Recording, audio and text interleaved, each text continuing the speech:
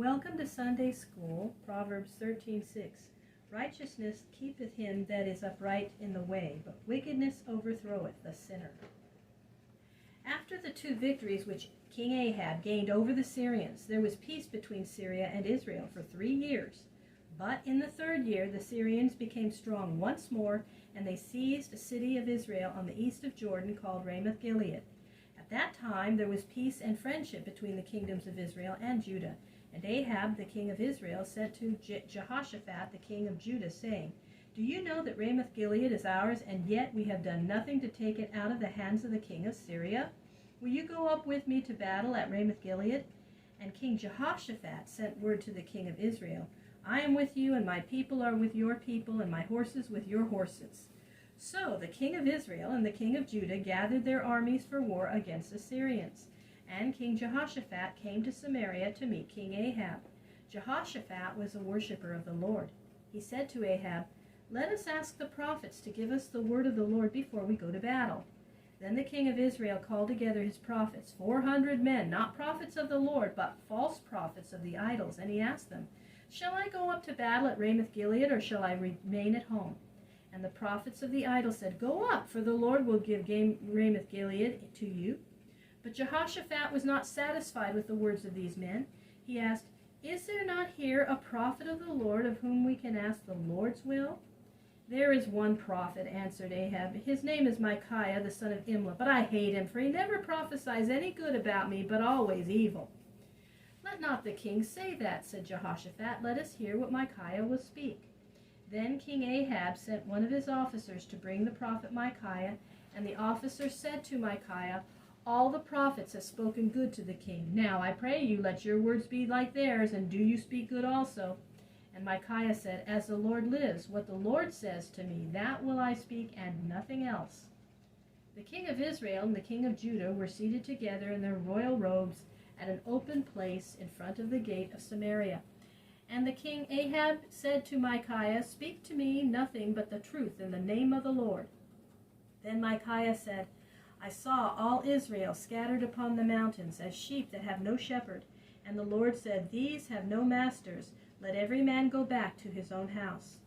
Then the king of Israel said to Jehoshaphat, Did I not tell you that Micaiah would prophesy about me no good, but only evil? But for Ahab knew that the words of Micaiah meant that he would be slain in the battle. And Micaiah went on and said, Hear thou the word of the Lord. I saw the Lord sitting on his throne, and all the host of heaven standing around him, on his right hand and on his left. And the Lord said, Who will go and deceive Ahab, so that he will go up and fall at Ramoth-Gilead? One spirit came forth and said, I will go, and will be a lying spirit in the mouth of all of Ahab's prophets. And the Lord said to the spirit, Go and deceive him. Now therefore the Lord has let all these false prophets deceive you, and the Lord has spoken evil against you. Then the king of Israel said to his guards, Take Micaiah and lead him to the governor of the city, and say, Put this fellow in prison, and let him have nothing to eat but dry bread and water until I come again in peace. And Micaiah said, If you return at all in peace, then the Lord has not spoken by me. Hear my words, all ye people.